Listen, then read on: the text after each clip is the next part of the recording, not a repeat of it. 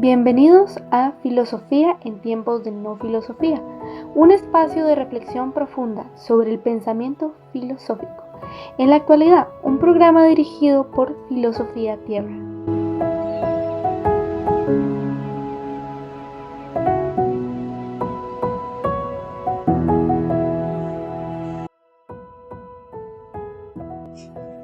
Jesús le dijo: tu hermano resucitará.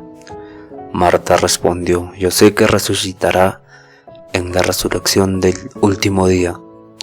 Jesús le dijo: yo soy la resurrección y la vida. El que cree en mí, aunque haya muerto, vivirá. Y todo aquel que está vivo y crea en mí, no morirá para siempre. ¿Crees esto? Ella le contestó: sí, Señor. Creo firmemente que tú eres el Mesías, el Hijo de Dios, el que tenía que venir al mundo. Juan 11:19.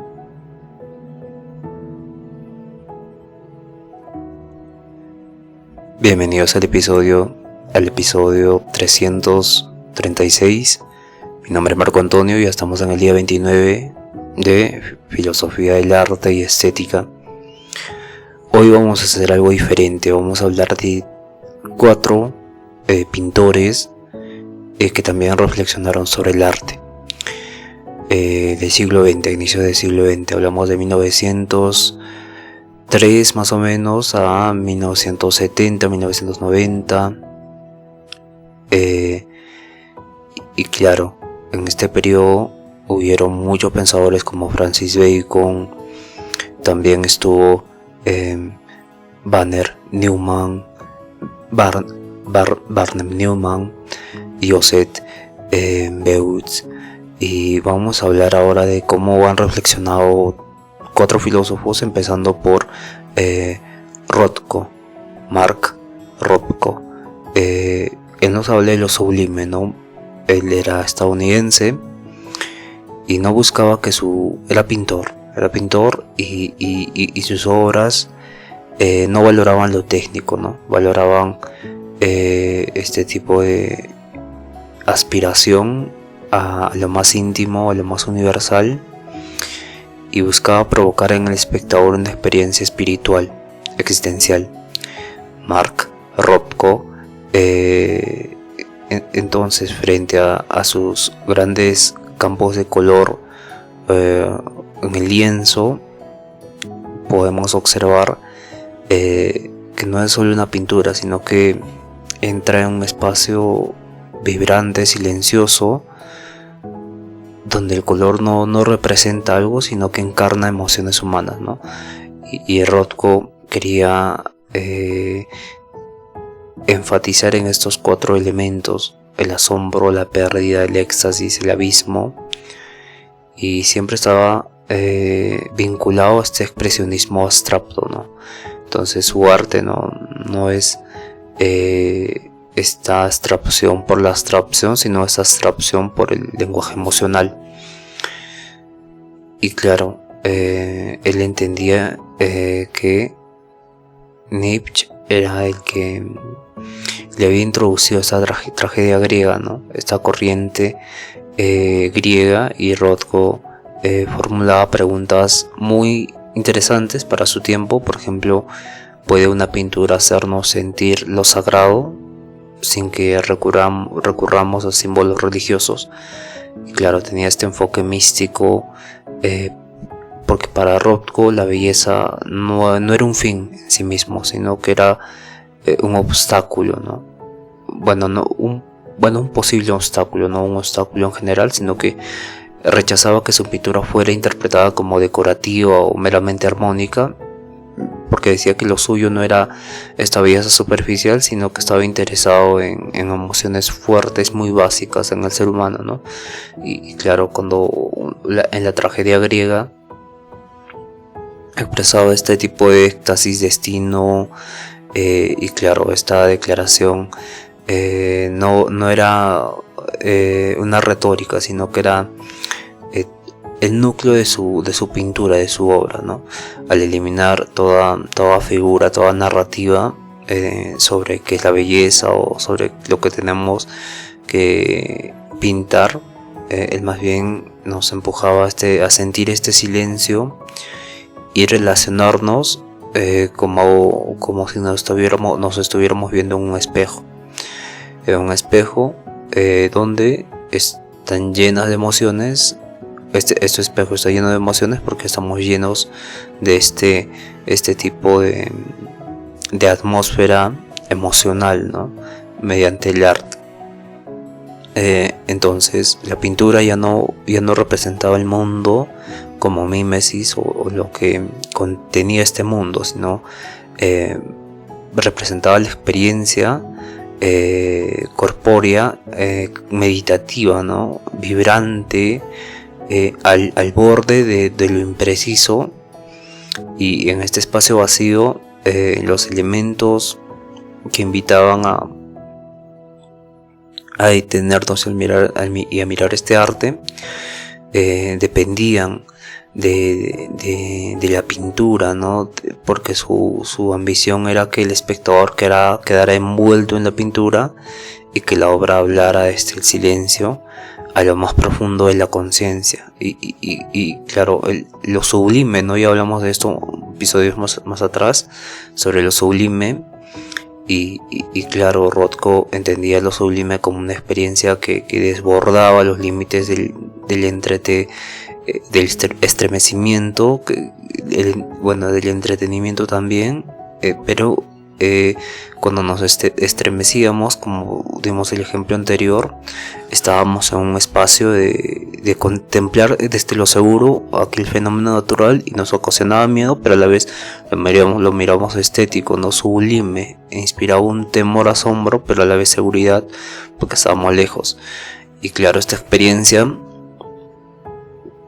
sobrepasa este pensamiento racional y claro, no se vuelve una emoción serena, sino que se estremece en lo absoluto, no se estremece en lo inabarcable. No es como si, no sé si tuvieron sueños de esa forma, están en el espacio o tienen la posibilidad de ir al espacio y se siente tan sublime, ¿no? Porque es tan vasto, tan absoluto, tan inabarcable, que uno reconoce la condición humana que tiene, ¿no?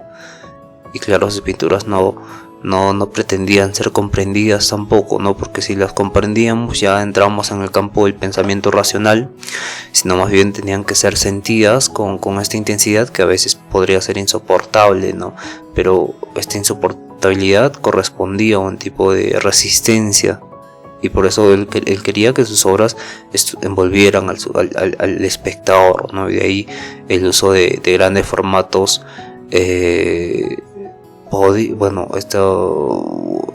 estos lienzos que hacían inmensos, que Rothko hacía inmensos, se encontraban rodeados por campos de color que fluctúan entre el vacío, ¿no? El vacío y la presencia, entre la luz y la sombra, entre lo material y lo espiritual. Porque Rothko tenía esta dimensión espiritual muy profunda, ¿no? La obra se convierte en ese sentido en una puerta que no es a otro mundo, sino que es una dimensión interna del individuo, donde Rothko incluso diseña espacios específicos para su obra y claro, inmerso dentro de estas experiencias, ¿no? Que te inmergen, que te absorben dentro de esta experiencia. Y por ejemplo su capilla en Austin, no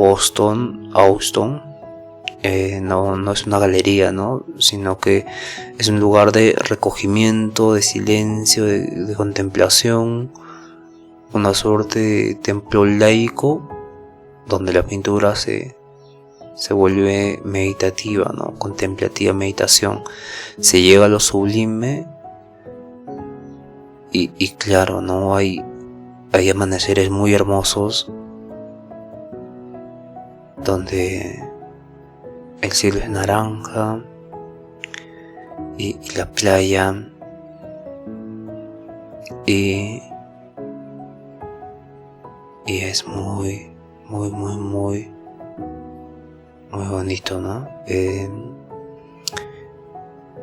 y claro, la naturaleza también tiene en este sentido esta parte sublime de sobrepasar el razonamiento y que se convierta la figura en un espacio meditativo de contemplación. Y desde la filosofía de Nietzsche, en Rothko, por ejemplo, su pensamiento estaba muy influido, ¿no?, por Nietzsche.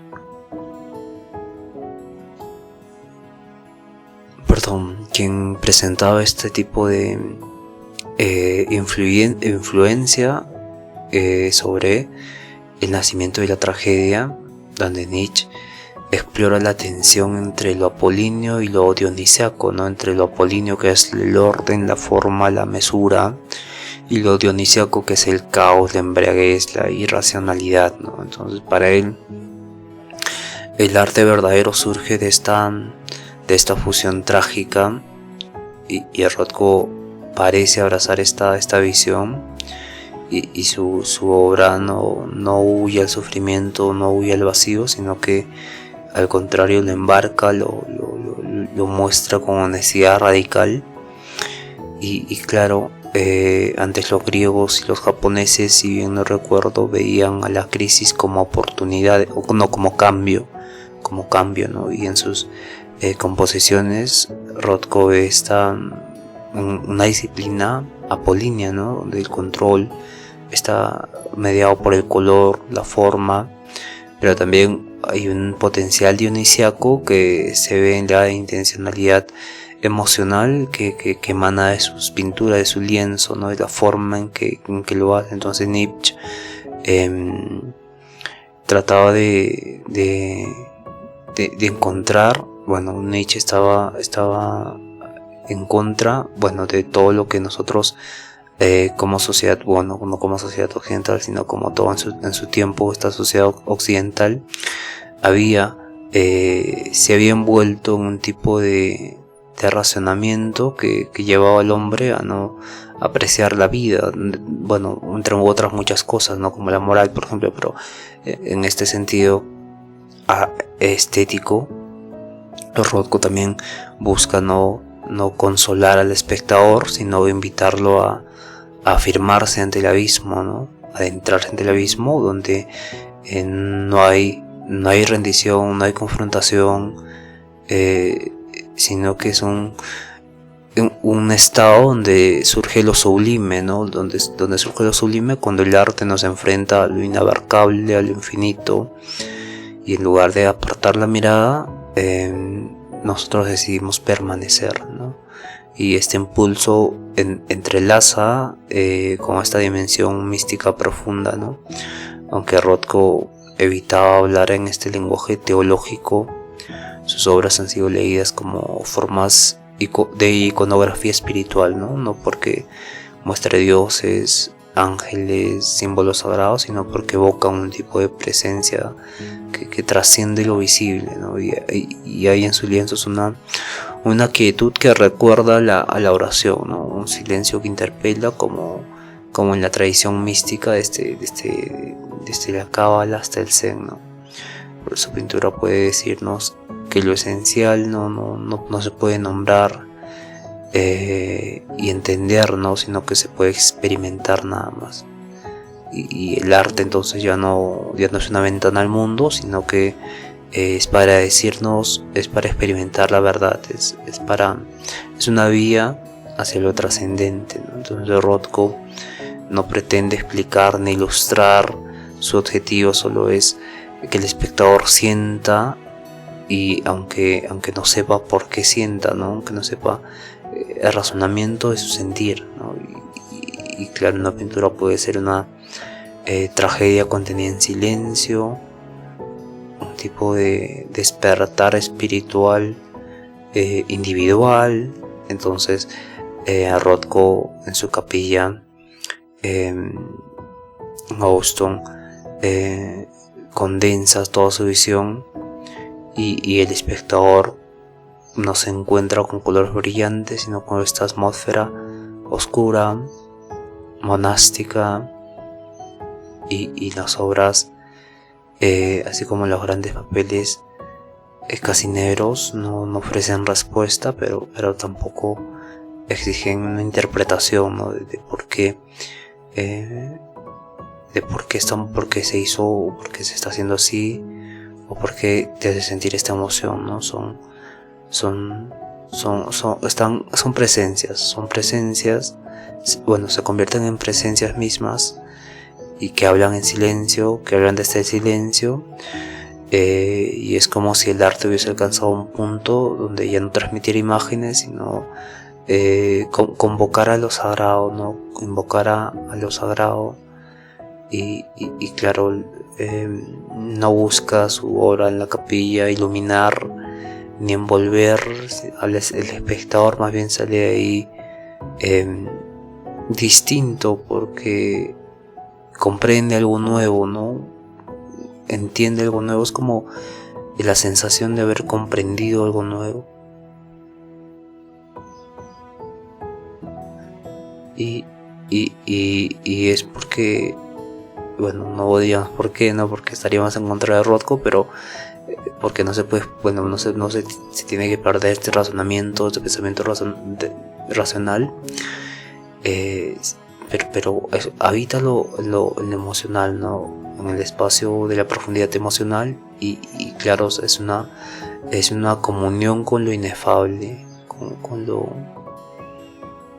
que solo se contempla, ¿no? Y claro, cuando verbalizamos ya lo estamos destruyendo, por así decirlo, ¿no? Es como dirían Heidegger también, aquello inefable, la verdad, cuando la decimos, bueno, no dice la verdad, dice, bueno, cuando se refiere a lo abstracto, lo infinito, a lo sublime, no a lo sublime, sino al sentido mismo, ¿no? A lo más profundo, a lo último, a la verdad, por así decirlo. Nosotros, al mencionar esa verdad, la destruimos, ¿no? Y desaparece. Y claro, Mark Rothko, nos hace esta invitación a repensar el arte no como objeto, sino como experiencia. Entonces su obra nos recuerda que en un mundo saturado de imágenes, el verdadero impacto no va a residir en lo visible, sino en lo que toque el alma, ¿no? Y frente a sus lienzos no hay narrativa, no hay historia, no hay presencia, y en esa presencia se abre lo sublime, ¿no? Y esa experiencia en que el ser humano por un instante es donde se siente parte de algo mucho más vasto que él, ¿no? Sobrepasa su yo.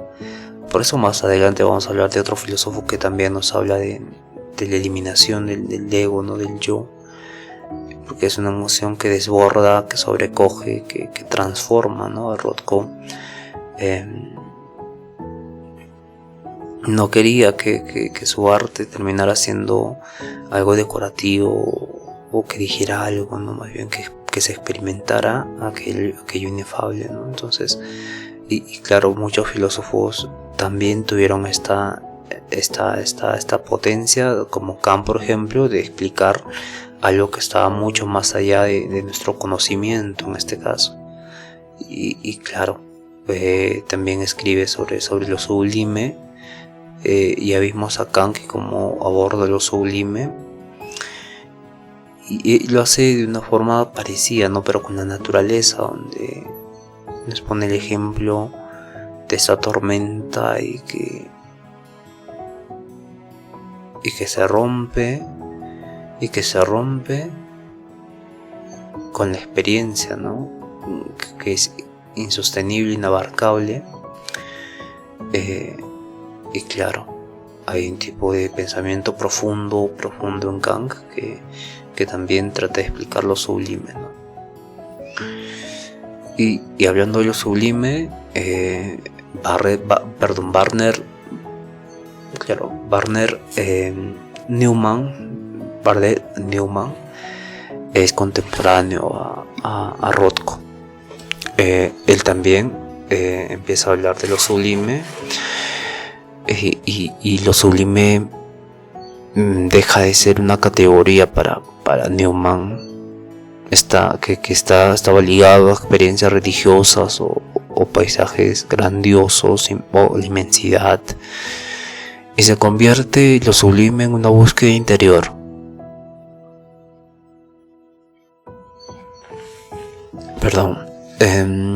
Una búsqueda existencial, una búsqueda emocional,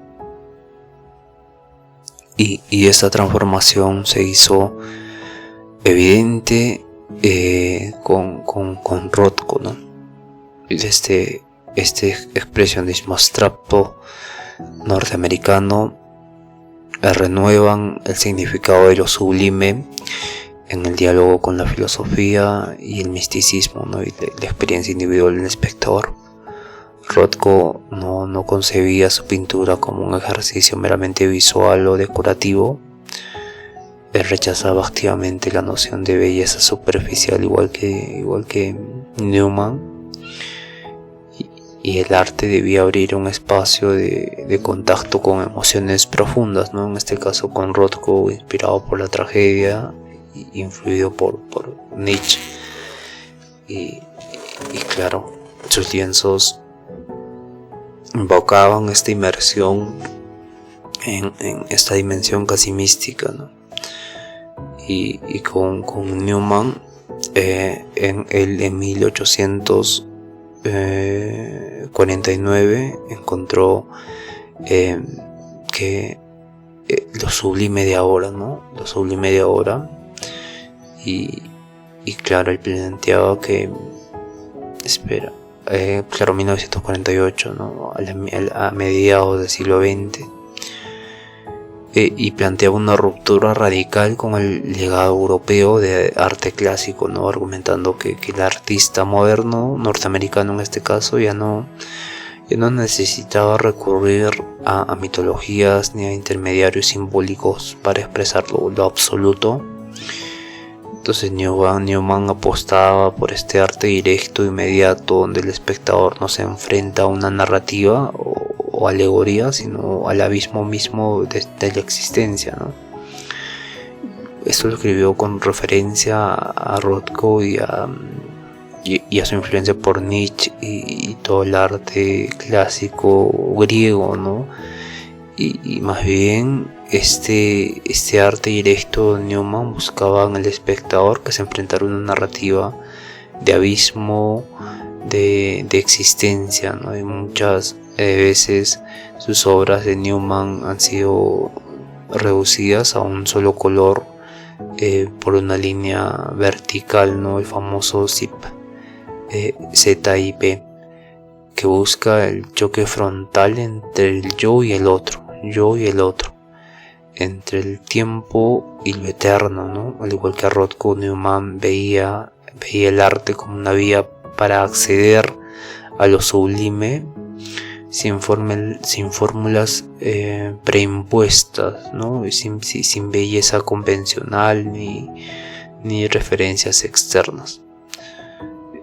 Y claro, tiene este enfoque más bien diferente Newman por la influencia que tuvo de Europa, Rothko, pero ambos artistas compartían en el fondo una concepción del arte como experiencia de trascendencia, no de sentido religioso tradicional, sino de una apertura a lo indeterminado, ¿no? A lo cuántico, diría yo, pero se trataba de sobrepasar, de exceder el lenguaje y la forma también, ¿no? El espectador ya no se convertía,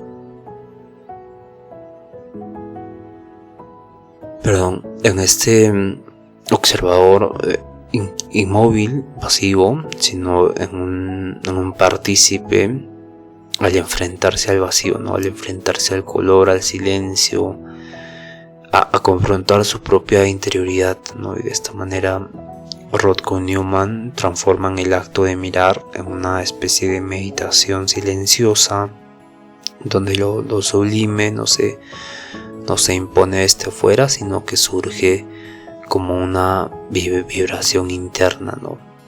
Vimos antes que esta experiencia de lo sublime en un paisaje asombroso surgía por esa relación que tenía el hombre al ver eso, ¿no? Pero y lo mismo podemos ver con Kant también, ¿no? Que tenía este tipo de interioridad, ¿no? Este tipo de tiempo interior, tiempo subjetivo, que el tiempo en Kant era este tipo de a priori de sensibilidad. Y claro, nosotros para Kant teníamos tiempo y espacio como categorías a priori del entendimiento, que eran a priori de la sensibilidad, que nos permitían conocer todas las cosas, ¿no? que se plasmaban de esa forma por nosotros, que organizaban incluso todo lo que podemos conocer. Y claro, cuando se choca con lo sublime, surge un tipo de vibración interior o un tipo de interioridad que también resuena con lo sublime, ¿no? Pero con Newman vemos que esta interioridad surgía por la relación que el espectador tenía, ¿no? Frente a su propio vacío, a su propio silencio, a su propia intencionalidad, ¿no? Claro, a su propia intencionalidad de estar ahí parado, ¿no? Sin que se le esté exponiendo algo, ¿no? Y claro, la obra de Rothko y Newman representan una de las expresiones más intensas de arte, como búsqueda de lo absoluto de todo el siglo XX, ¿no? Y al trascender la belleza decorativa, los discursos figurativos, ambos logran reconfigurar el concepto de lo sublime, ¿no? Aclarándolo en la experiencia individual, ¿no? En la conmoción emocional, en la apertura espiritual. Entonces, lienzos donde se ven que el color ya no es solo un pigmento, sino que es presencia, ¿no? El vacío no es ausencia, sino que es posibilidad, ¿no? El arte pasa a ser más que una representación y se convierte en un espacio de revelación interior, ¿no? Revelación interior. Y el arte ha perdido. Vimos más adelante este tipo de profundidad cuando surgen las imágenes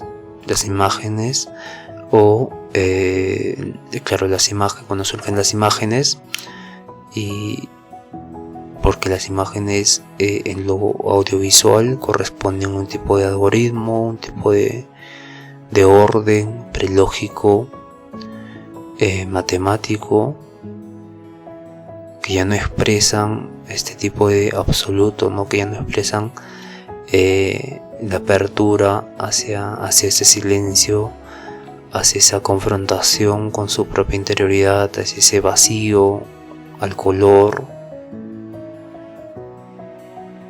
sino que está mediado, ¿no? Está mediado y claro, con esta creación cultural que ocurre en el desarrollo del arte y en la evolución del arte, se puede ver que también conllevaría un tipo de abstracción profunda en la imagen misma, ¿no? La imagen misma, porque cada vez se hace más nítido, cada vez tiene más píxeles, cada vez se desarrolla más, pero ese sentimiento que surge de la vibración interior, de esta interioridad, podría reflejarse también en una imagen moderna, ¿no? En una pantalla. Y más adelante en Alemania surge Joseph Beuys.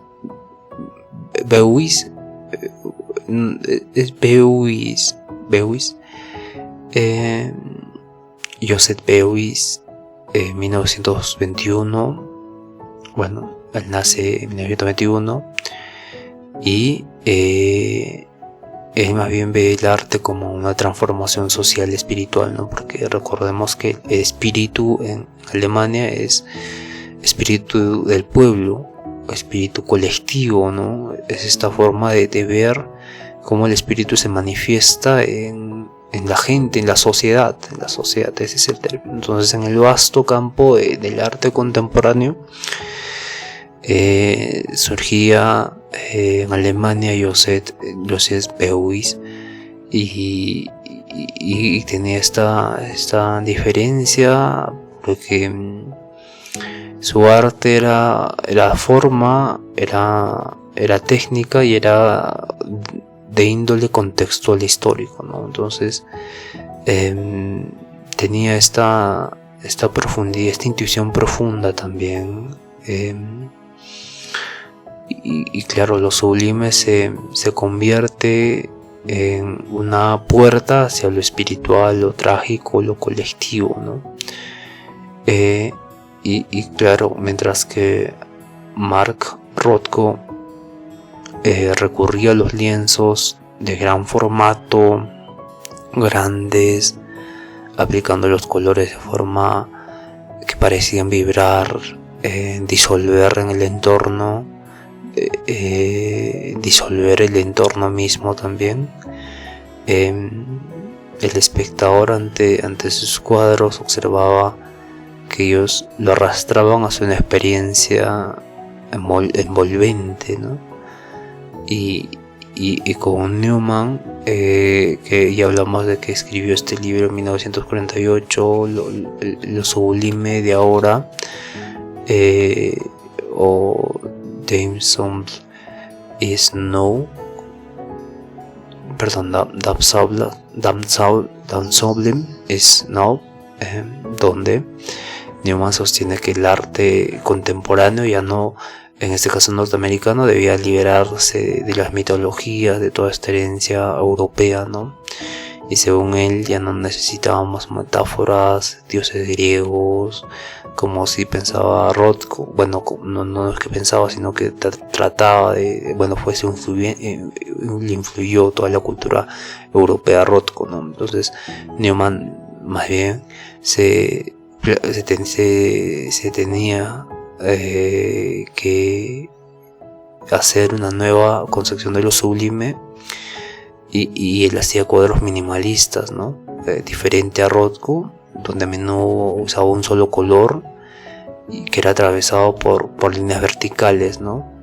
Y claro, trataba de dividir tiempo-eternidad, trataba de explicar cosas muy, bueno, no explicar siquiera, no trataba que experimentemos cosas muy que nos conectaban, ¿no? Y en una línea evitaba esta tensión entre lo uno y lo múltiple, entre lo temporal, lo eterno. Entonces Newman concibe el arte como este acto creador que construye el mundo desde la nada, ¿no?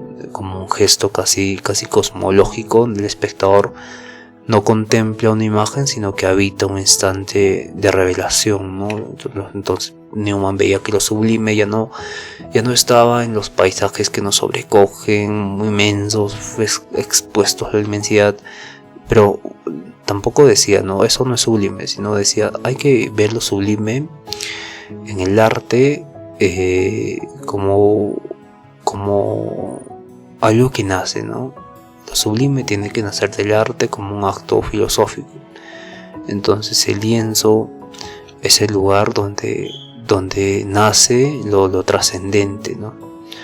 Y claro, esta dimensión de lo sublime centraba la experiencia del individuo, ¿no? Y claro, vemos con Josette Beuys que se extiende mucho más la búsqueda de este plano espiritual, ¿no? En el sentido social colectivo.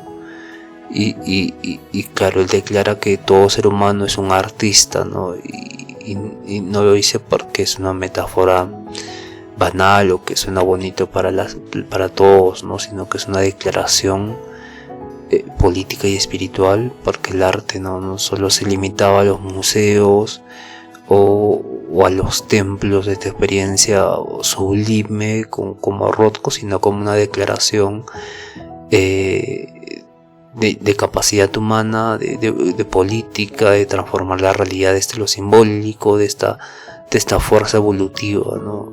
Que estaba influenciado profundamente por esta antropología de Steiner, Rudolf Steiner, que fue un gran pensador, un gran místico también, y introduce noción de arte ampliado, ¿no? Donde todo acto creativo, una conversación, una enseñanza, un gesto, todo puede ser arte si nace desde la conciencia.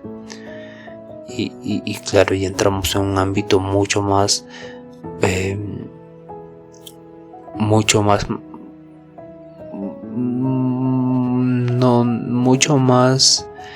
en el acto de la acción, ¿no? Bueno, lo sublime está acá arriba, pero corresponde a un tipo de conciencia luego, ¿no? Y claro, Beuys no pintaba cuadros para contemplarlos en silencio, sino que pintaba cuadros que realizaban acciones, ¿no? Que instalaban símbolos, que colocaban al otro a participar en este proceso creador, ¿no? Entonces para él el arte era alquimia, sanación, pedagogía, hacía muchas cosas, y lo sublime en este caso ya no se manifestaba solo como experiencia individual de lo trascendente, sino como un movimiento colectivo de transformación espiritual, ¿no? Y se convirtió sus obras en este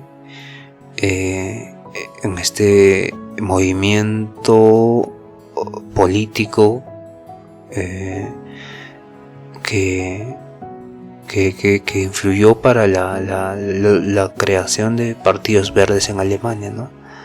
Y porque tenía esta participación política, la pintura Like American, An American Likes Me, donde Beuys lleva el arte al terreno de la acción, y la tragedia de Rothko, que expresa colores, y Newman expresa formas. Beuys la convierte en el impulso de regeneración, ¿no? El arte no es este refugio para el alma, sino es una herramienta para cambiar el mundo. Y si Rothko representaba esta espiritualidad silenciosa, de este abismo emocional que nos llevaba a lo sublime, y Newman planteaba esta metafísica del gesto pictórico como evocación del absoluto, Beuys más bien le da este papel ético al arte, ¿no? De como práctica transformadora, y claro, tienen distintos lenguajes los tres, en el sentido de que se refieren de diferente forma al arte y su función, pero coinciden en que el arte no puede reducirse a un objeto, no puede ser objeto de mercancía o mercantilizado o de entretenimiento, ¿no? El arte para ellos era una necesidad del espíritu humano, un modo de estar en el mundo, un modo de proyectar el mundo, proyectar el futuro, proyectar el pasado, conmovedor, un mundo que se vuelve interpelante, ¿no? Porque estamos haciendo y nos está haciendo también. Y claro, los tres nos enseñan que el arte en su forma más profunda es siempre una búsqueda de lo sublime, pero no como categoría estética tradicional, sino como este proceso interior, ¿no? de cambio, de un proceso interior filosófico o un proceso interior social, ¿no? Y el arte no es solo el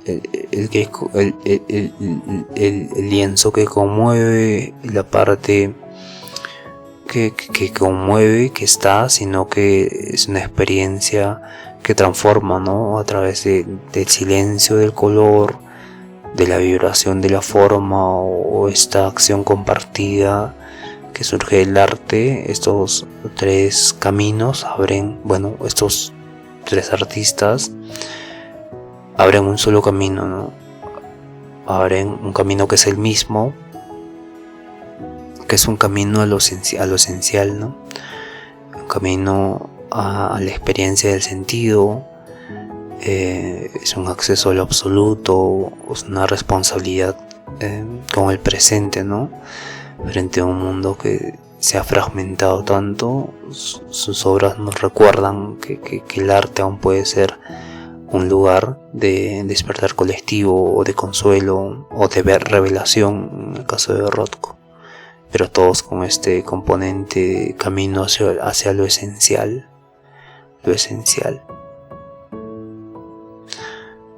Y claro, también en Reino Unido, más allá de América, de Alemania, surgía Francis Bacon. Francis Bacon es contemporáneo de Rothko, de Newman, en 1909, y él nos habla de un tipo de... Él era filósofo, escritor, pintor, entonces sus obras nos hablaban de una idea de belleza, ¿no? De belleza clásica europea, ¿no? Compartida por muchos, expandida por muchos también este arte durante miles de años. Y claro, para Bacon la pintura no debía idealizar la realidad, ¿no? Ni embellecer la experiencia humana, ni corresponder a esto lo que habían hecho Rothko, Newman y Beuys, sino que debía exponerla de su forma más auténtica, más descarada, ¿no? Y para Bacon no había un trabajo de intención o de rendición ni de consuelo, sino que ofrecía una confrontación directa con la realidad misma, ¿no? Entonces Bacon logra capturar la violencia contenida en la existencia, la violencia que necesita sangre para ser brutal, una expresión de grito mediante el arte, ¿no? Entonces técnica pictórica, lejos del realismo tradicional, apelaba al impacto emocional inmediato. No buscaba representar al ser humano como totalidad racional, sino como un cuerpo vulnerable, sometido al tiempo, al deseo, a la muerte y la deformación. En Bacon es esta parte filosófica, ¿no?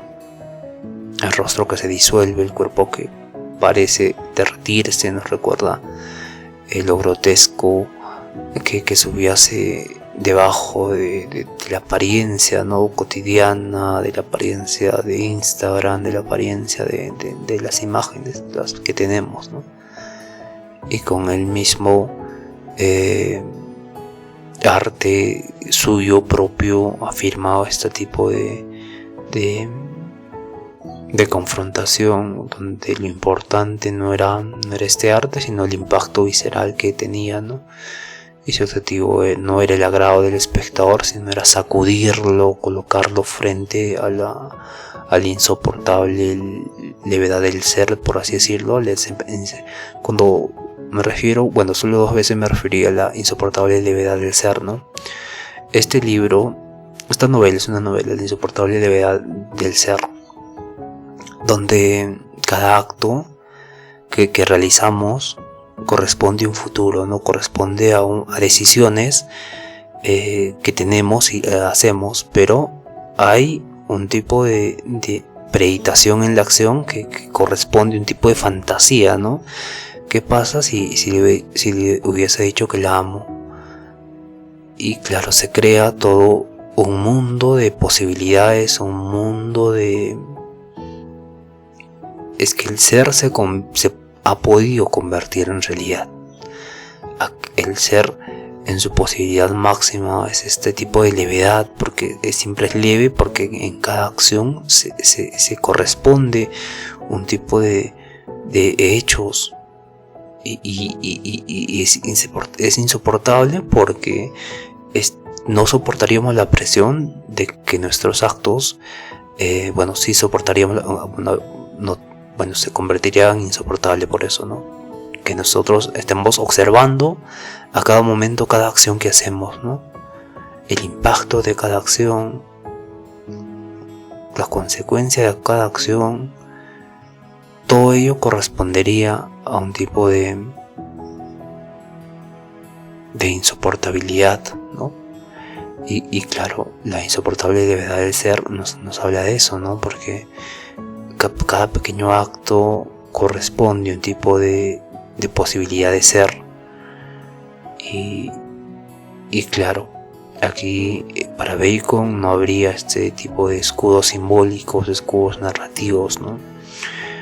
Porque recordemos que los británicos, los ingleses son de la corriente empirista, ¿no? De la materia, de lo visible, de lo tangible, de lo experimental. Y claro, tiene su sustento también filosófico, ¿no? Por eso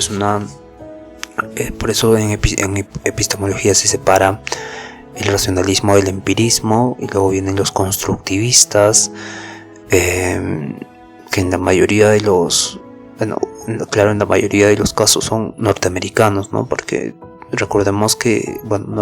se sabe que América está compuesta por ciudadanos franceses, ingleses, y claro, América se convirtió en este país de todos, ¿no?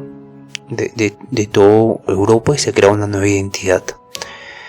Y claro, al tener una nueva identidad con valores europeos, se tiene que independizar, ¿no? Y claro, surgen teorías que van en contra de este racionalismo, de este empirismo, pero que estas teorías no nacen simplemente de América, sino que son herencia, por ejemplo, de un Immanuel Kant, que combinaba o solucionaba el problema del empirismo y racionalismo, y luego también surgía el problema de la filosofía continental y la filosofía analítica, ¿no? La filosofía continental que hablaría de lo sublime, que hablaría del ser en sí mismo, de la ontología, y la filosofía analítica que cientificaría, ¿no?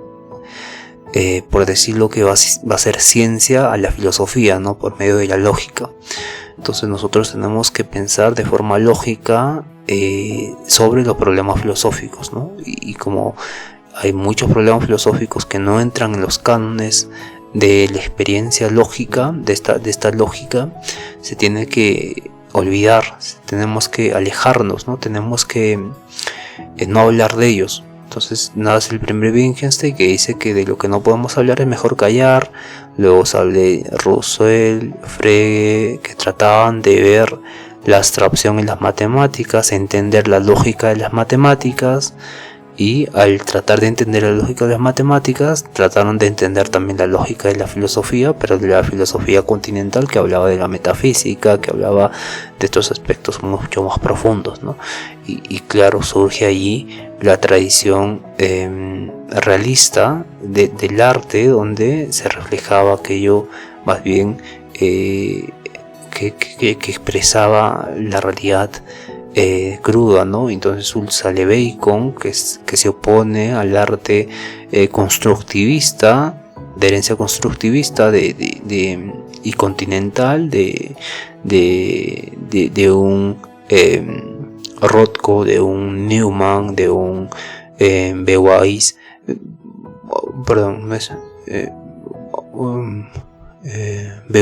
Beuys, y claro, con Bacon vemos que tiene esta estética de lo grotesco que desafía todas nuestras categorías de belleza, ¿no? De una belleza o de la búsqueda de lo sublime. Y claro, Bacon, con esta intensidad expresiva en sus cuadros, revela esta comprensión profunda del humano, del aislamiento, la angustia existencial, y se entretejen en una pintura que actúa como un espejo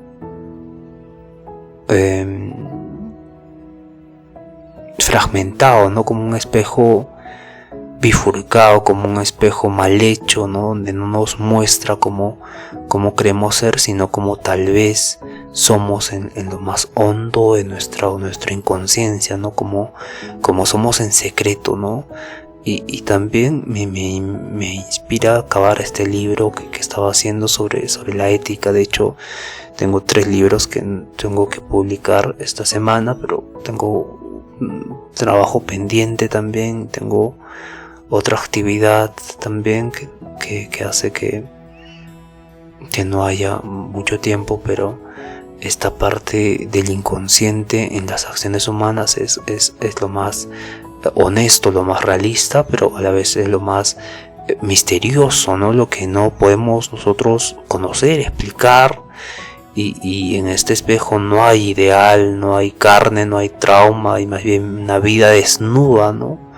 Entonces Francis Bacon convierte el arte en un campo de batalla entre materia, espíritu, entre la forma, la emoción, deseo, la certeza del vacío. Entonces su obra no busca ofrecer estas respuestas o mantener abierta una puerta a lo sublime, o recordar que toda tentativa de belleza es incompleta. Más bien su legado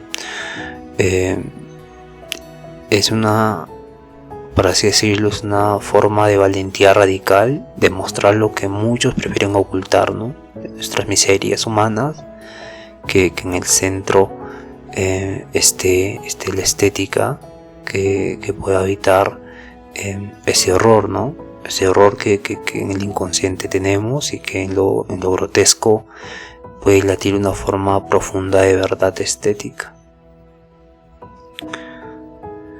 Bien, llegamos al final de este episodio. Muchas gracias por escuchar. Nos vemos el día de mañana con otros tres filósofos. Bueno, no son filósofos, son pintores y pensadores, ¿no? Pero tienen esta experiencia directa con el arte. Vamos a hablar de Yayoi Kusama, que es japonés, y vamos a volver a este ámbito del infinito y lo sublime también, ¿no? Después en Alemania con Kiefer y con Richter, también un alemán. Entonces nos vamos al día de mañana. Ya sabemos que de la filosofía alemana surge la filosofía continental, ¿no? Y claro, en América se desarrolla la filosofía analítica, pero tiene esta influencia por los empiristas, ¿no? Cuando pasa la Segunda Guerra Mundial, la primera, se van a América, se escapan, y claro, llevan esa tradición de la filosofía analítica, o sea, de la filosofía de la experiencia, bueno, no en el sentido del empirismo, ¿no? Pero sí en el sentido de lo pragmático, de lo lógico, de lo racional, ¿no? De esa corriente que menciona que toda la realidad tiene que corresponder a proposiciones, ¿no? Como vimos al primer Wittgenstein, ¿no? Que ayuda a consolidar también la filosofía analítica, la filosofía del positivismo en el Círculo de Viena. No es el Círculo de Viena, es la Escuela de Frankfurt.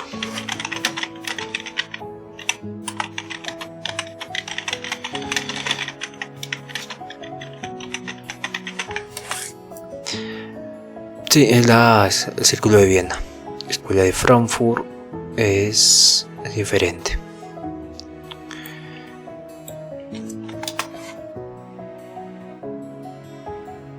Sí, es más política sobre todo. Bien, nos vemos el día de mañana. Cuídense todos. Un fuerte abrazo. Ya saben, conozcan a sí mismos. Bendiciones, y sonrían, y por favor sean felices. Hasta el día de mañana. Cuídense todos y bien.